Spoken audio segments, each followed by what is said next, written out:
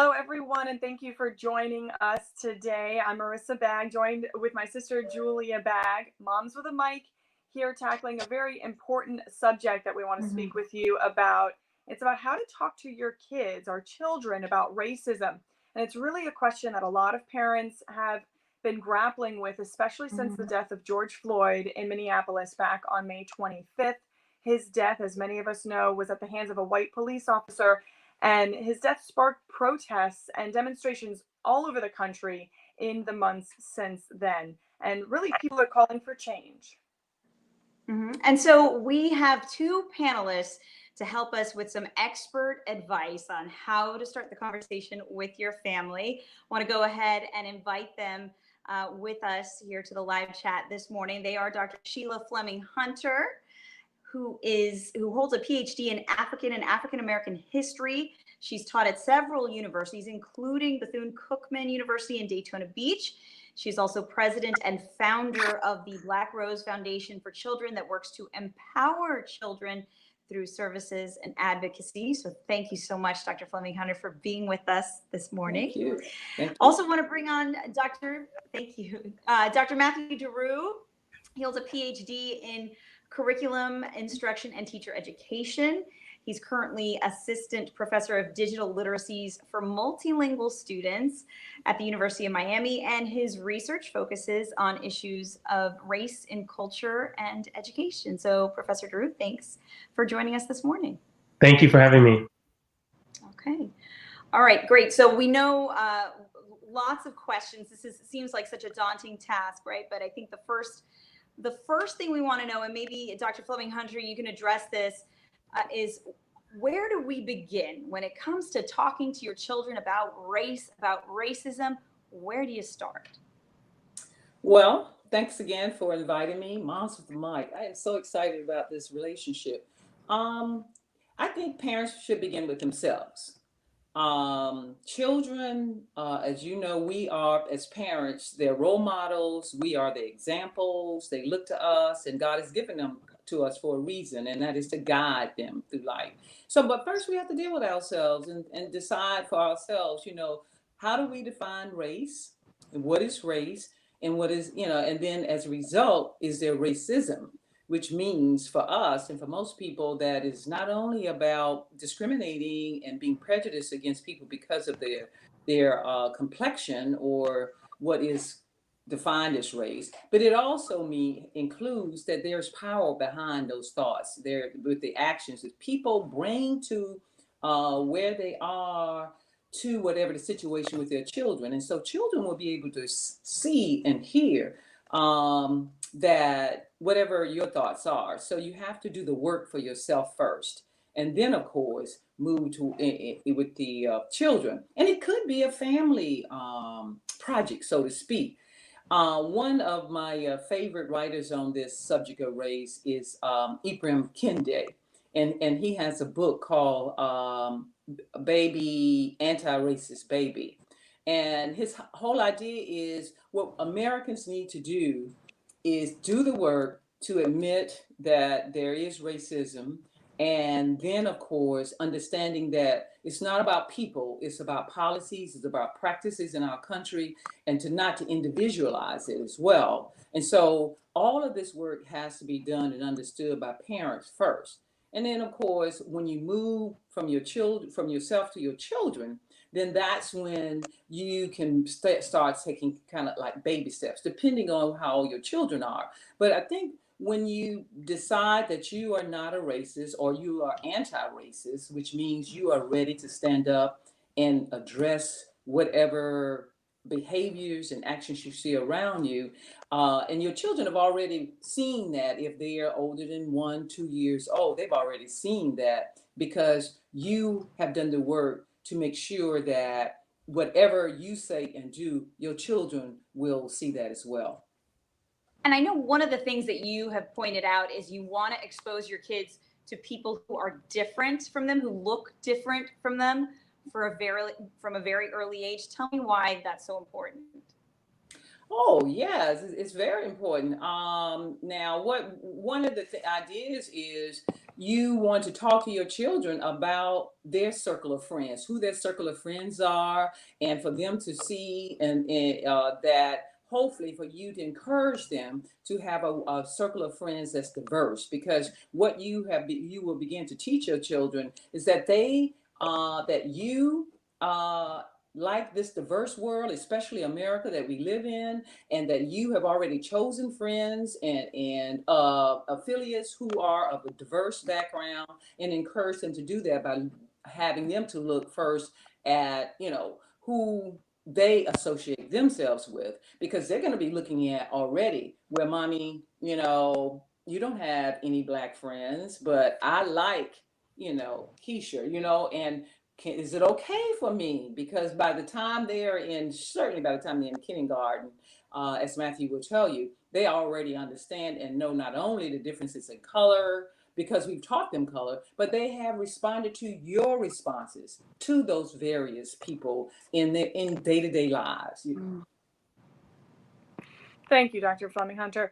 And Professor Giroux, I know that a lot of people are afraid to start this conversation because they don't know exactly what to say.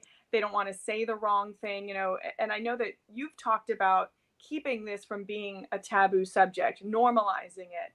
So what would be your best advice for doing that, for maybe a parent who's a little hesitant to do it right? So I think, one of the key concerns is to be color evasive, to kind of say we're all people, we're all the same.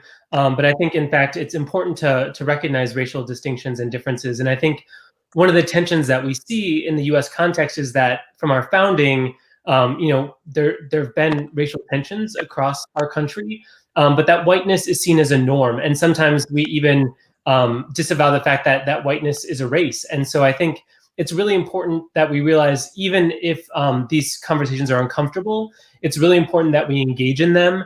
And I think, we're all in the process of becoming and learning. And so I think, one of the tensions is like to be labeled a racist. And I think there are certain ideas, structures, systems, words that are racist. But I think, as different scholars are calling us to be anti-racist, and to take these thoughts maybe that are racist captive, or to see the actions that we're doing are perpetuating inequality. So I think about like schooling and how schools today in the US context are more segregated now than they were, before Brown versus Board, for a number of different reasons. And so the different choices that parents can make to expose their students to, Miami is a very racially and culturally diverse society, like writ large, but we can see that there are different pockets within our communities where we do see, these distinctions. And so I think, promoting conversations about race, not being evasive to it, but that we would engage, that we would realize that maybe sometimes we'll say something wrong,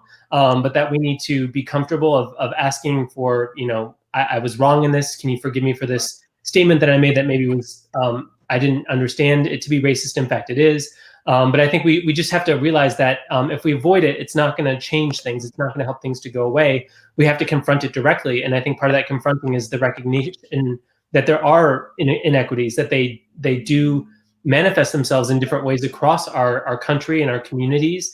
And so to not be afraid, of engaging in this work. And I think, especially for people who come from white backgrounds, to be racialized ourselves is hard, right? So we see a lot of pushback on people being labeled a Karen, but that's like a racialized identity that's being labeled upon them, and they're resisting that. And so people of color have historically been racialized in different ways. And so we just have to realize that it's a part of our society, and we have to address it and not try to, walk away around it.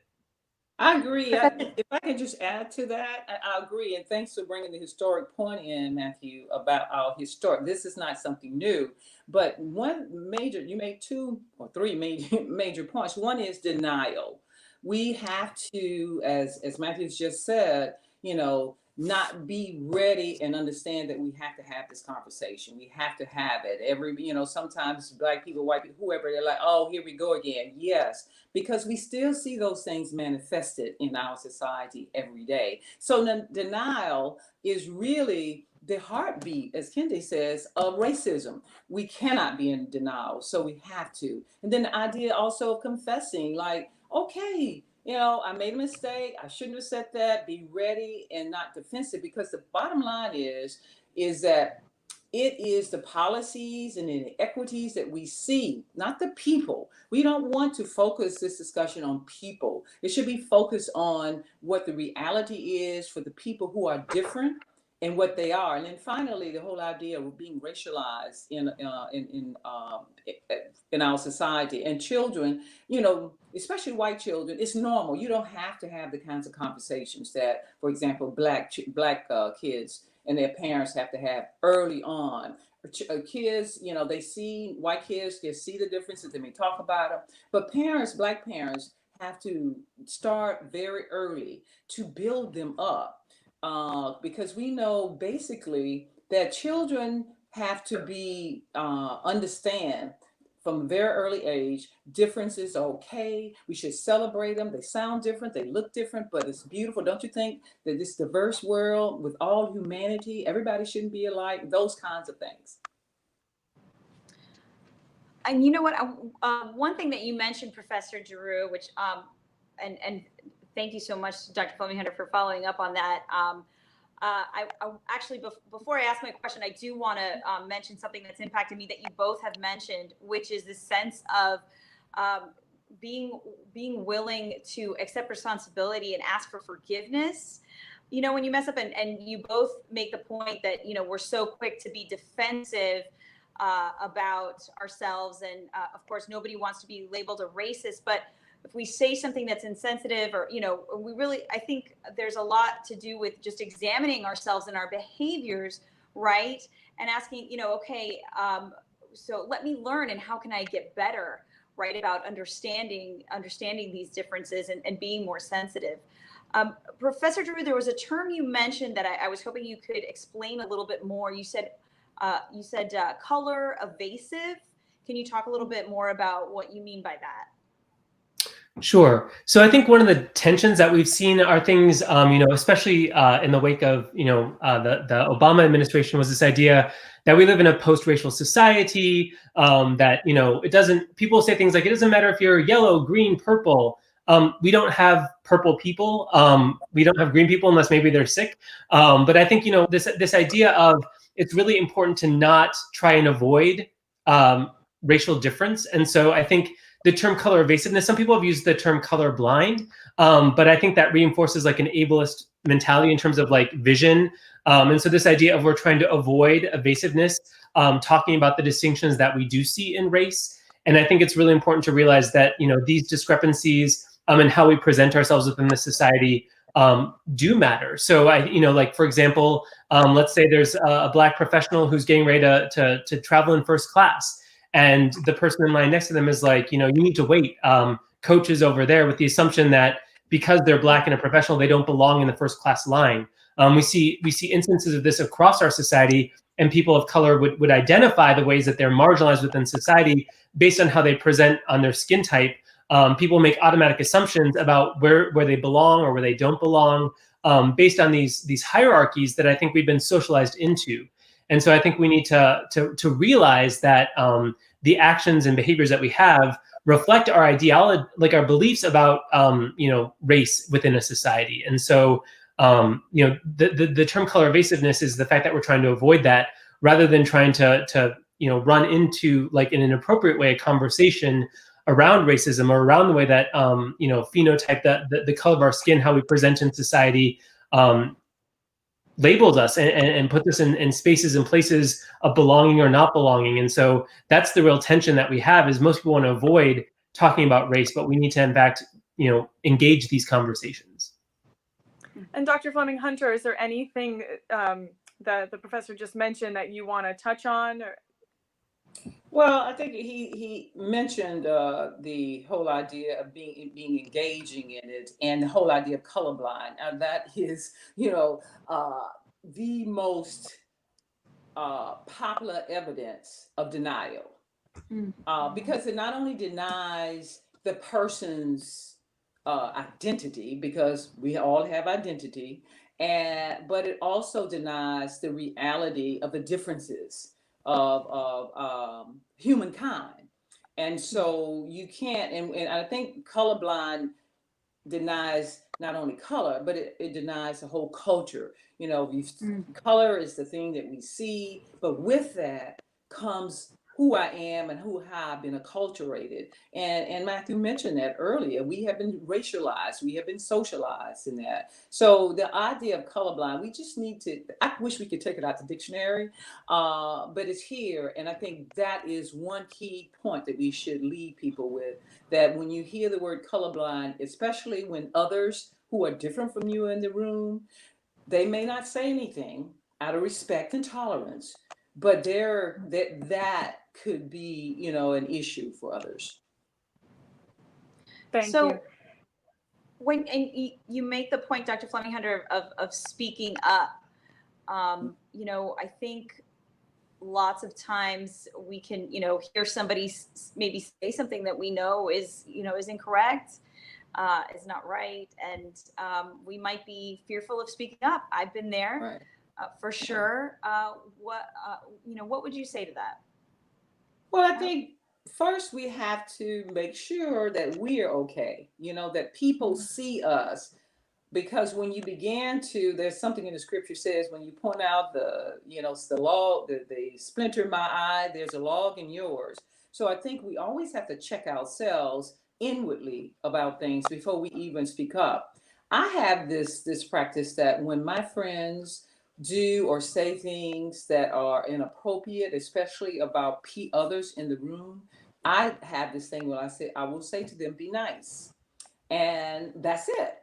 And if it usually doesn't, you know, get any further than that, but I don't think when the situation occurs, especially when there are others in the room, and particularly to whom the one who is, you know, the victim of something, I don't think it's that time to talk with a person about it. I really think that you know, you can do something like be nice and then move on, or talk to the person, you know, off, you know, from that situation, because really it's not about individuals. And that's one of the things about our American culture. And that's what we're seeing as evidence today, even with the COVID and people wearing masks and not.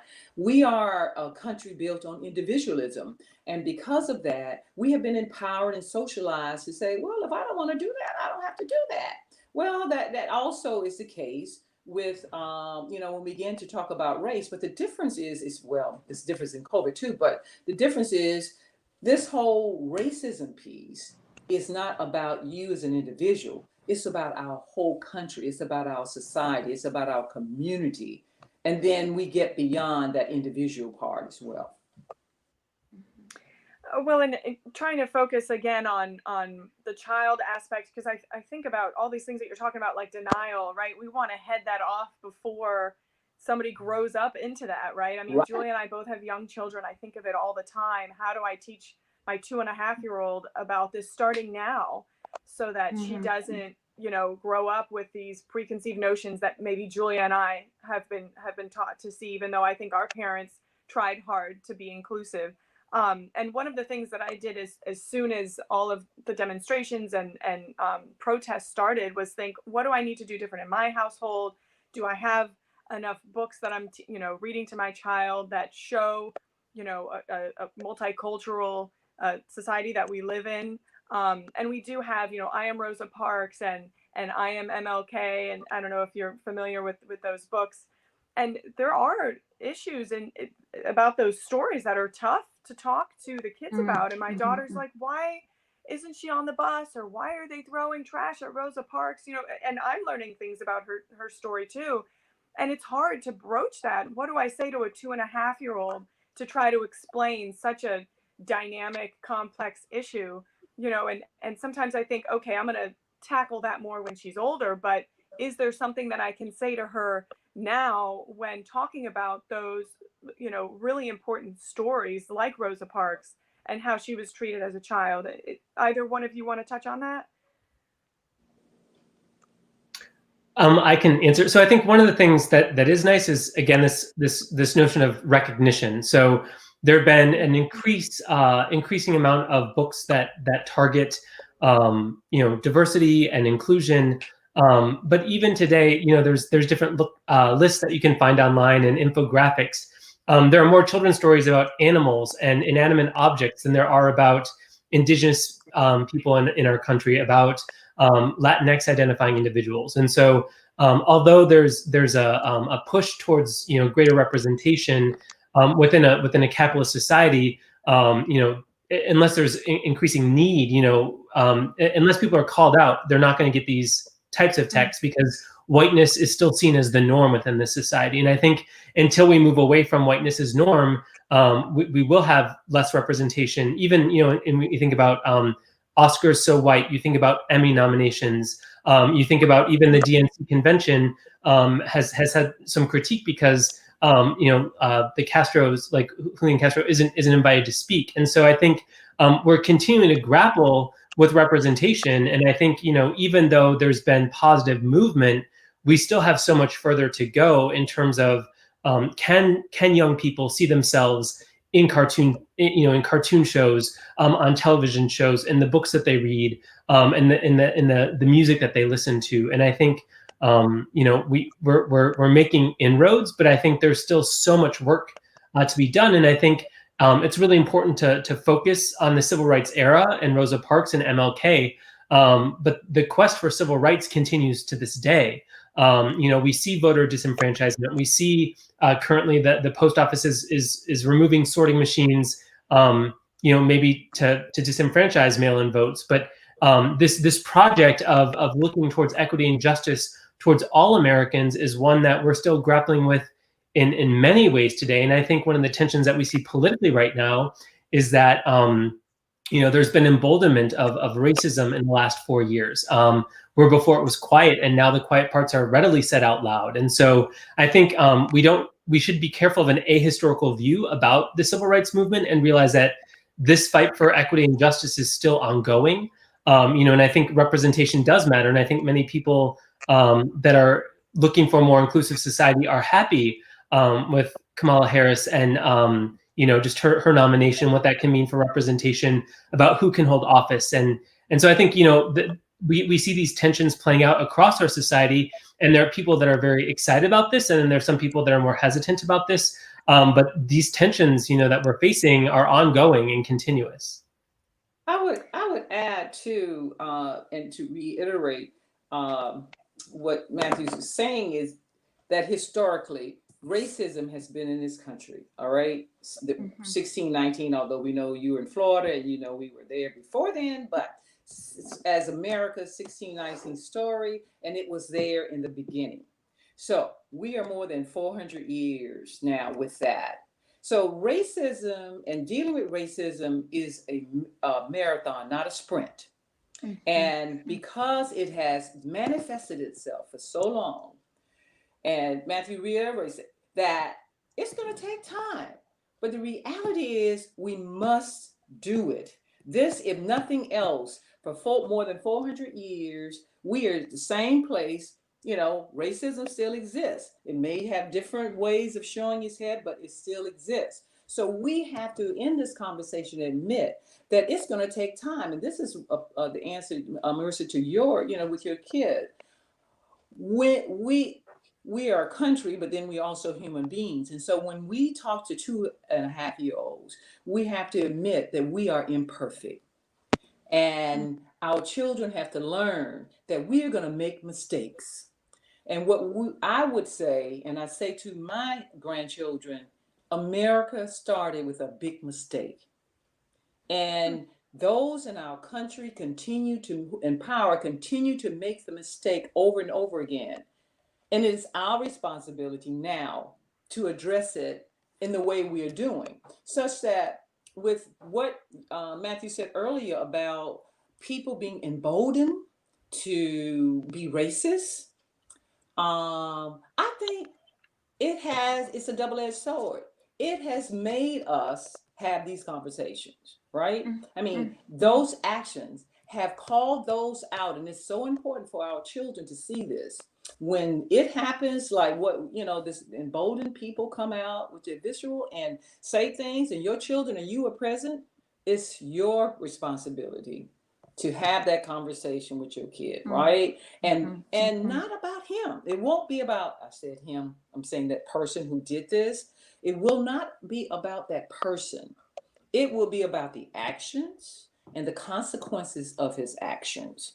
Never, we should never have this conversation, she did this, she did this, she did it because. Why did she do it? Because in 1619, we have been dealing with this. And of course, a 2.5-year-old, but you hear me, you have to meet the kid where they are, but when you also have to be the example. And I think, as an educator, having books, seeing films, all of that, they are value added.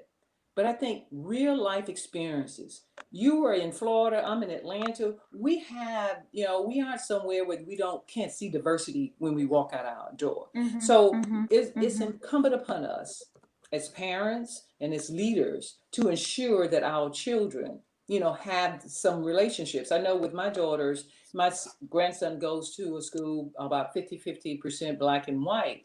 And the mothers get together and have play dates, and sometimes those play dates are cross racial. That's something you can do, to reach out. Even if your children don't go to school where there's that kind of diversity, you work. Is there someone at work? And it doesn't have to be Black. It could be any other group here in America. And of course, where you are, Spanish, encouraging, because then your children will begin to see language, that other people speak languages different from ours, but that doesn't make them, inferior or bad. We're going to celebrate this because we're going to learn how to say hola, I Well, really it's funny appreciate that point. Yeah, because I think language is directly what we speak and our language practices are directly connected to our racialized identities in many different ways. So we think about African American vernacular and the ways that is taken up or not in school spaces. I draw on the scholarship of Dr. April Baker Bell from Michigan State University, who just wrote a really excellent book around Black linguistic justice and equity in schooling. And I think of another scholar, Dr. Bettina Love, who talks about what it can mean for white educators such as myself to be a co-conspirator in this work and to speak out against racism. And so I think, for those of us that do have, are white, to really advocate for a more just and inclusive society, as was noted earlier, when we say something or see something wrong, that we call it out. But I think these are all really important conversations that we need to have writ large across our local communities and outside of them as well.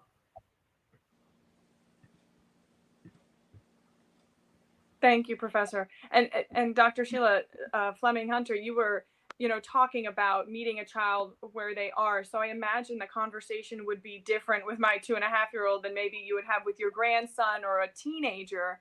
I think about teenagers today and how it's hard to even get their attention, when you're thinking about they're on their phones or there's so many other things, going on that has their attention.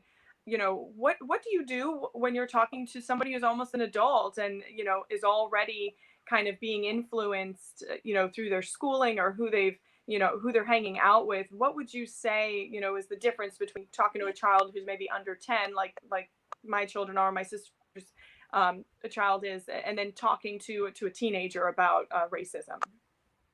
Well, I think the first thing is the relationship you have with the teenager already. If it's a relationship of parent and child, that's one conversation to be had in the way of approaching it. But if it's someone who's a friend of the family or auntie or someone who is not so close, then I think that there are different ways to approach it. But I think if, as a parent, if you're asking, if you have a teenage kid, how do you begin this conversation? I bet you, for the most part, they're like, whew, I wonder when you were going to ask me about it, say it about it, because I've been thinking about this. Or because the thing, and I hate to sound so cliche-ish, but music bring and video stuff, all this technology, but music is something that majority of the children or teenagers listen to across the board. And they are familiar with different types of music, not just Black music, just not rap music, just not, all the other brands, pop, and rock, but they listen across the spectrum because of technology and what it did. So if I were a parent, depending on of a teenager, I had a pretty good relationship with my daughters because parenting, and I know for those who have teenagers now, it may be late now for this, but it's just like I said, it's not a sprint, it's a journey. It's every day. It's every day. They are changing, they're growing, and please, teenagers. Oh, my daughters and I had this thing. This too shall pass. Because I know that they were going through these physiological changes as well as seeing this crazy world. And for me, with teenagers, they are visual now too. So conversations about the protests, the beautiful portrayals of kids, white kids holding up signs saying Black Lives Matter, having that. What do you think? Did you think about going to I had parents calling me because their kids wanted to go to the protests, and I did that when in the 70s, but it's like, okay, do I want my friend to, what do I say? So I think music, everything is in our face now. And one of the popular things we've been hearing is the children are looking at us to see how we're going to respond. Those teenagers especially are looking at you as a parent to say, do you have a clue what's going on? At least you look at TV, you probably don't look, they have everything at their hands. But you have to, I think parents, it's so important to be engaged with teenagers, especially about race and racism. Even if it's like, let's talk about your friends and, tell me about your friends and have that conversation and talk about your friends. But it's always communicating, I think, verbally with our children, and then, of course, nonverbal. And you talk about things being in our face. Certainly especially since the death of George Floyd, and we saw, protests spark here in South Florida immediately, in Miami and Fort Lauderdale, for several days. Like you said, it seems like there is really opportunity not only to tackle this within yourself, and to talk to your kids, but also your friends. I've had conversations with people that I work with who are asking questions, and that also is an opportunity. And I think to myself, wow, this is really just an education for all of us. We meet everybody where they are because we all come from such different backgrounds and different experiences. But I think that just watching these protests unfold, you realize how much this conversation needed to happen. It's amazing that we've gone so far. You talk about 400 years, and here we are in the midst of this, people crying out, wanting to get a message out there. So I'm so thankful that we have so much to talk about, that we can bring, this to our kids and say, this is happening down the street, no matter where you are in this country. So I'm just thankful that we have that, obviously, right now, and that we can use it as an example to start this conversation with our kids or with anybody. Yeah, and I think go ahead, Julie.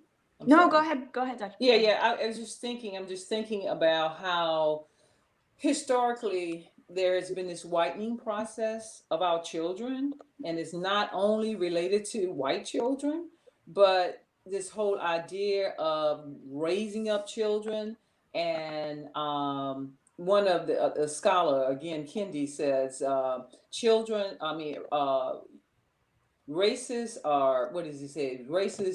Anti-racists are not born, they are bred. And we have to, and it may sound, kind of overpowering for some people, but the whole idea of raising your children in all the things that you want them to be, good people, good human beings, good citizens, you have to incorporate that. And it's not only just for white children, but all of us, that to be anti-racist, that has to be a part of the upbringing of our children. And as they grow, we grow, and we make mistakes, we see mistakes, but we have to continue to, as I said earlier, focus on the impact, the actions, and what outcome those actions would have. And Professor Drew, you talk about you've talked about kind of how often whiteness is seen as some kind of default where, you know, whites aren't racialized, whereas people of color do have to deal with that. Can you fill us in a little bit on that understanding? Sure. So I think, if I was to say something like, picture a doctor, who comes to mind, or picture a lawyer, or picture a president, that, are you thinking of a white man? Because historically, white men in this country have held those types of positions. If you think about an astronaut, if you think about a CEO or captain of industry. And so I think, in terms of when I say normalization, we assume whiteness as an identity characteristic for that type of person. And so I think, that what we're seeing is that even though whites have had and held power in terms of, political office or in terms of economical advantage, I think that's the issue. And then when we look at systems and structures like schooling or like housing, like generational wealth, we see that traditionally it does equate with whiteness. And so I think, when we think about whiteness as a norm, it's the way that whites have traditionally held economic power and political power within this country to reinforce and keep those opportunities towards white people. And so I think that's the tension that we feel within our society right now is looking and saying this is inequitable, and there's disproportionality between people of color and policing. There's disproportionality in schools between the suspension rates of white students to Black students or to Latinx students. And so, being aware of the fact that, that there are these disparities, but that often the disparities are in comparison to whiteness, and they're disproportional compared to the percentage of people within the country, and then opportunities or lack of opportunities connected to race. Gotcha. And I want to just talk real briefly about some simple steps, right? And of course, Marissa and I like to talk about for little kids, but Dr. Fleming Hunter, one thing that you had mentioned to me, which seems so basic that I could start right away, any parent could start today, is for coloring, when kids use crayons or start to use colors, and what you can teach them about that. Can you talk a little bit about that? Yeah, and I think Matthew mentioned it earlier about people, though. When you do the coloring, it has to be related to, the reality, because then we don't want our kids to be saying purple, green people and all, and that's not true. And so the whole idea of how kids color and what colors they choose will not improve, but they will change over time in terms of their reality of understanding color and what they will see.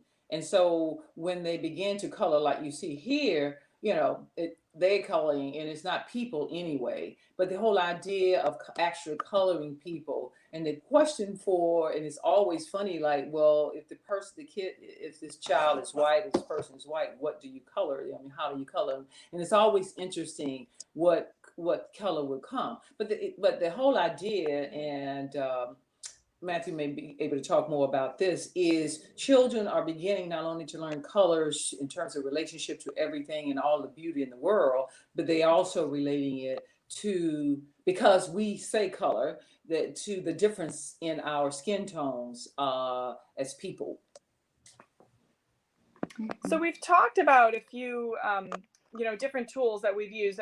We just got a comment from a gentleman who said, I do this in my music classroom. So through music, through, reading books to our children, coloring books, TV, just old-fashioned conversation, we have so many tools where we can talk about racism. Is there anything else that either one of you thinks would be a great tool to use that maybe we haven't talked about yet?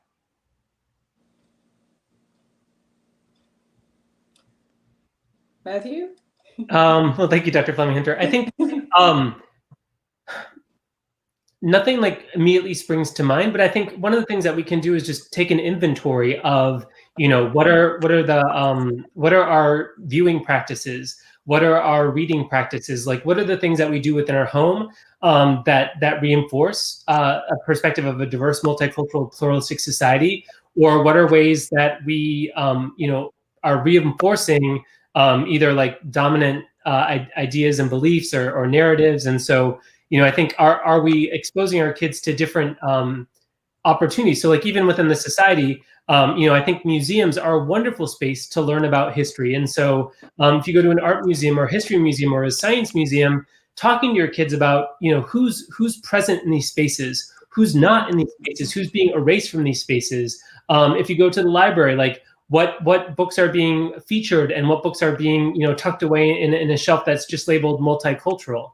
And so I think, if we can make them aware of how present races within our society or not through museums or libraries or these public spaces, that's another good way to point out, like, why aren't these perspectives being shown, or why isn't this idea being represented, and what might it look like to center these historically and traditionally marginalized voices? What might it mean to advance perspectives that have historically been silenced? Mm-hmm. I agree. I think those are good.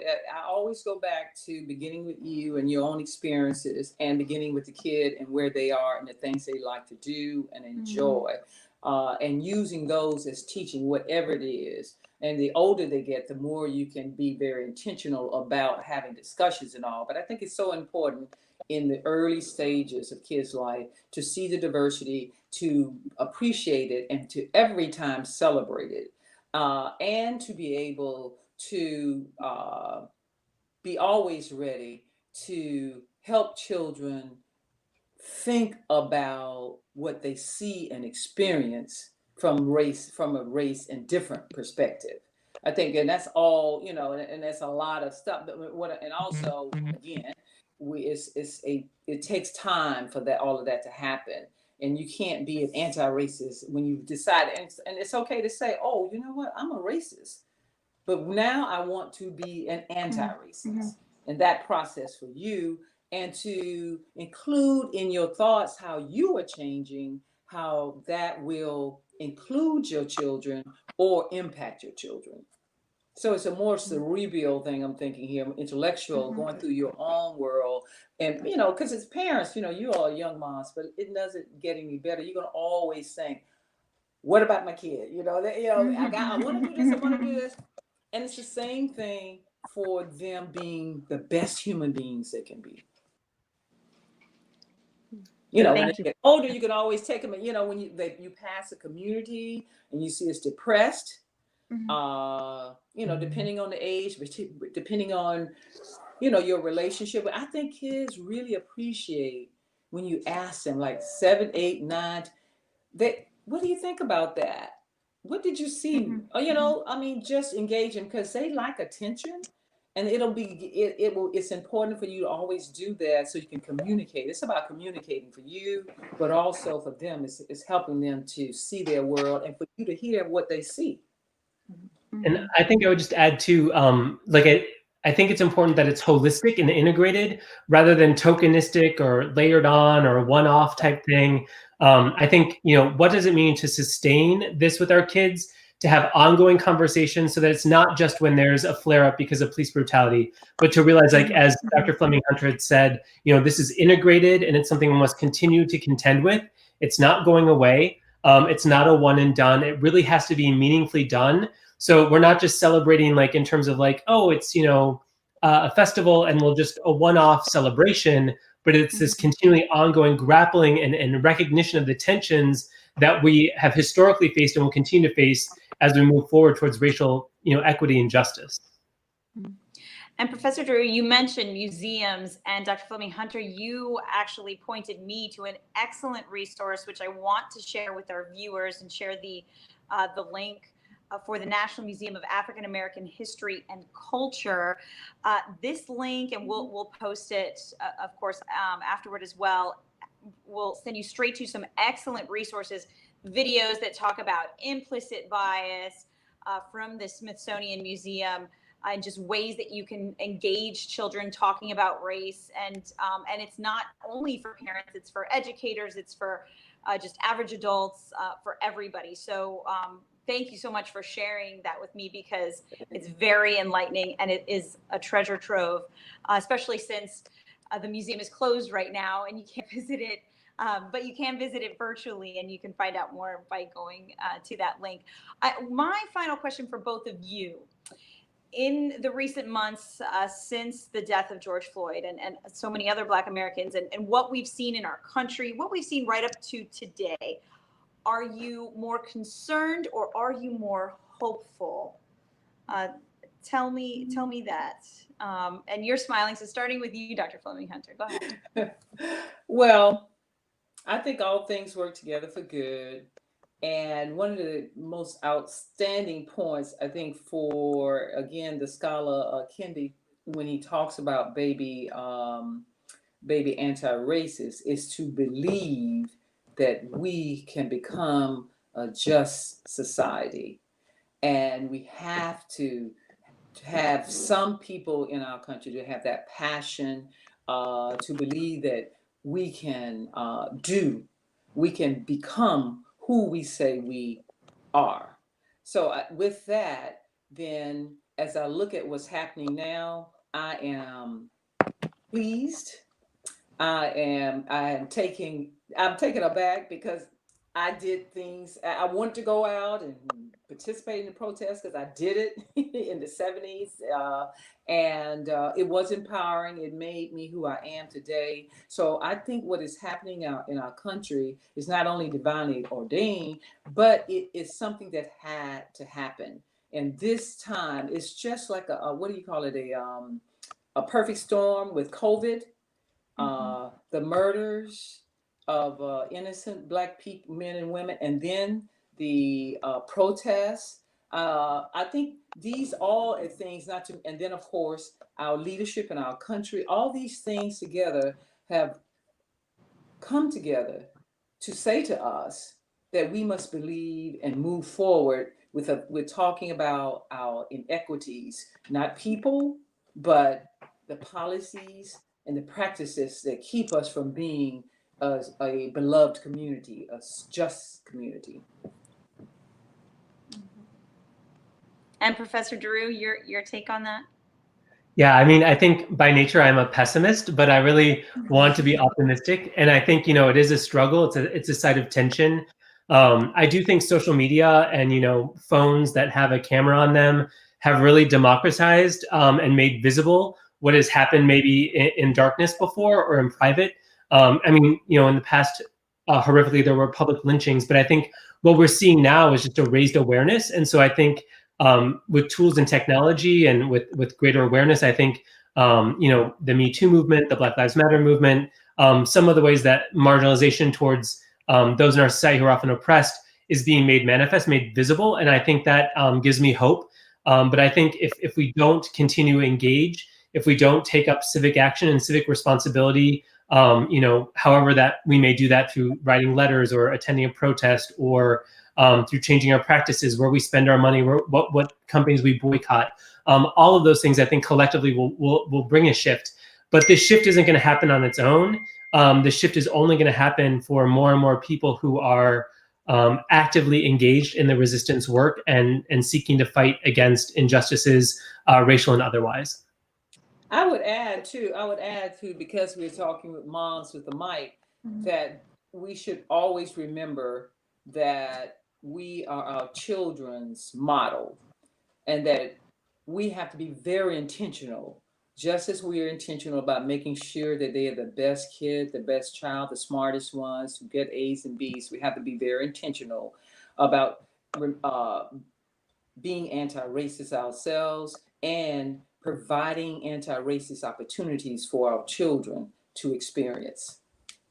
It's interesting you say that, doctor, because so often I feel like as much as I'm focusing on my kids' behavior, it's my behavior that I feel like I'm trying to be on my best behavior all of the time, because she's a little mirror down there looking at me. And I do think to myself, how am I going to handle, this question? What do I say on the fly? And it forces you to think about those things when you're not being asked, right? To kind of take time so that when that question comes up, what are you going to say, so that you're not just kind of flubbing through something trying to make sense. So, and really these books that I bought, I have one of them right here, What's the Difference? I read them all myself before I sat down with her, because I wanted to be ready, for what's in them. How do I talk about this? And this book in particular even gives the story about the author and his parents. And you know, it makes me think, gosh, it is important. I want to show her books from Black authors, from Latin authors, so it's not just, you know, white people who have this influence on her. And to be honest with you, that's not something that I thought about before this year. You know, who's writing the books that my daughter is reading? Right. So you know, it seems like such a small thing, but all of those things are so important that she see that. And you know, right here it talks about the author, and this is a picture of his parents and their story. And you know, that becomes part of the book for me, is to say, hey, let's read about the man who wrote this story. You know, so anyway, it's such an education for all of us from so many different angles. And I'm thankful to talk to the two of you about all of this, because it's really enlightening. To put it plainly, I appreciate, you know, your perspectives and everything that you shared, for your time. Thank you both so much for joining us. I'm sure my sister will echo that as well. Definitely. In fact, I want you to both to know that I feel so encouraged from hearing from you, and really what you're leaving me with is a sense of, okay, here's the pain of our nation that started more than 400 years ago. And then, of course, the events that have happened recently with the killing of innocent Black Americans. And Dr. Fleming Hunter, you mentioned a lot of scripture. You made me think of a scripture verse from Genesis 50:20, and I want to share it with you. But as for you, you meant evil against me, but God meant it for good. I think that, you know, both of you have highlighted how good can come from this, because number one, we're talking about it, right? It's at the forefront. And so for me personally, I'm hopeful that what I do for my son, you know, and Marissa's kids and our children of this generation, is that they will grow up with a different understanding, that they will be anti-racist, you know, that we can move to a more just society, and we have to be responsible and take an active role in that. So thank you both for being with us. Professor Matthew Derues, so much appreciate your insight and the research that you do. Dr. Sheila Hunter, the many places, I mean, just your knowledge and your foundation, of course, which thank you so much for bringing the wealth of expertise and wisdom to us. We're really grateful. Thank you for the And we opportunity. look forward to more conversations. Yes. Yeah, thank you for the chance. Thank you. All right, and so we'll post this, so feel free to share this, you know, as you like. We'll make sure you have the link. And then, of course, we're also airing the story with both of you about talking to your kids about racism and some of your practical tips. We're airing it today on NBC6.